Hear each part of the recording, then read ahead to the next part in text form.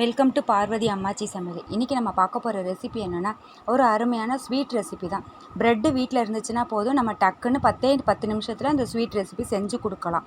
எப்பொழுதுமே ஒரே மாதிரி செஞ்சு கொடுக்காம இது வித்தியாசமாக இருக்கும், டேஸ்ட்டும் ரொம்ப நல்லா இருக்கும்.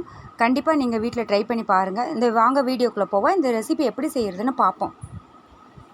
இதுக்கு முதல்ல ஒரு ப்ரெட்டு துண்டுகள் எடுத்துக்கோங்க.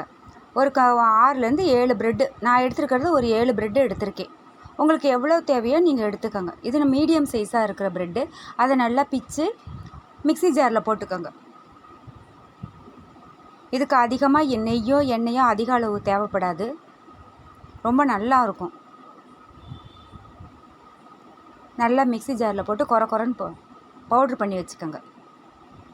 இந்த அளவுக்கு ப்ரெட் க்ரம்ஸ் மாதிரி வந்துடும். அதுக்கப்புறம் 1/2 கப்பு சர்க்கரை எடுத்துக்கோங்க. சர்க்கரை எடுத்துக்கிட்டு அதை கேரமலைஸ் பண்ணிக்கோங்க. கேரமலைஸு ஒரு 5 நிமிஷத்தில் ஆகிடும் உங்களுக்கு. நல்லா இந்த அளவுக்கு கேரமலைஸ் ஆன உடனே காய்ச்சி ஆற வச்ச பால் தான் நீங்கள் ஊற்றணும். பச்சை பால் ஊற்றிடாதீங்க, திரிஞ்சிடும். அதனால் நல்லா காய்ச்சி ஆற வச்ச பால் நல்லா 1 கப்பு அளவுக்கு எடுத்திருக்கேன்.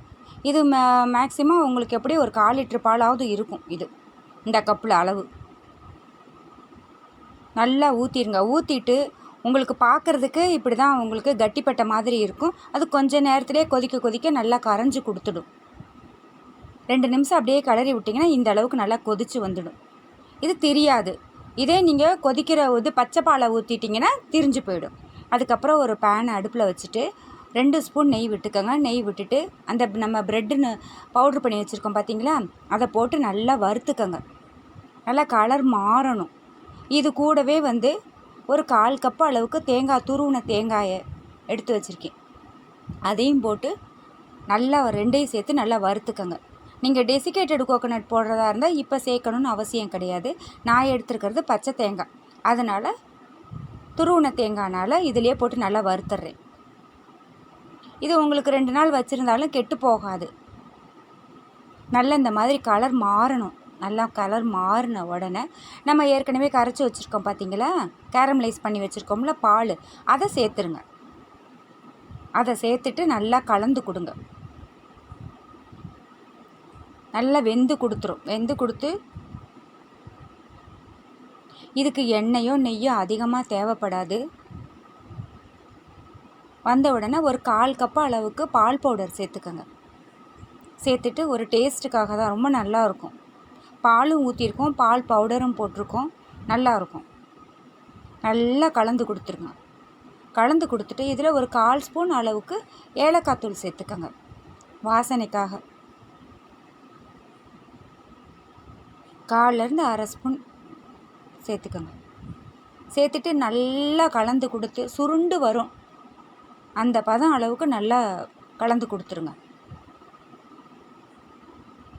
அப்போ தான் நமக்கு பீஸ் போடுறதுக்கு நல்ல வசதியாக இருக்கும். நல்லா சுருண்டு வந்த உடனே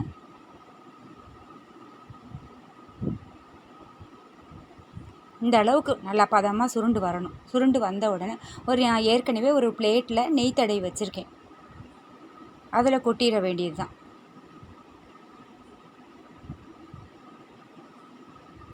நீங்கள் ட்ரே இருந்தால் கூட நீங்கள் போட்டுக்கலாம். அதில் போட்டால் நல்லா பர்ஃபி கணக்காக பீஸ் பண்ணி எடுக்கிறதுக்கு வசதியாக இருக்கும். நான் பிளேட்டில் தான் நெய் தடவி வச்சுருக்கேன்.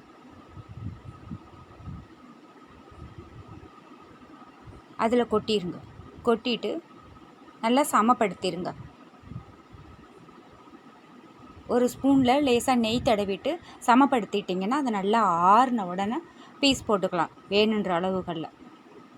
இது நான் சரியாக கூட உங்களுக்கு ஆறலை, அதுக்குள்ளாரே நான் உங்களுக்கு பீஸ் போட்டு காமிச்சிருக்கேன். இன்னும் நீங்கள் ஆறுச்சுன்னா ரொம்ப அட்டகாசமாக இருக்கும்.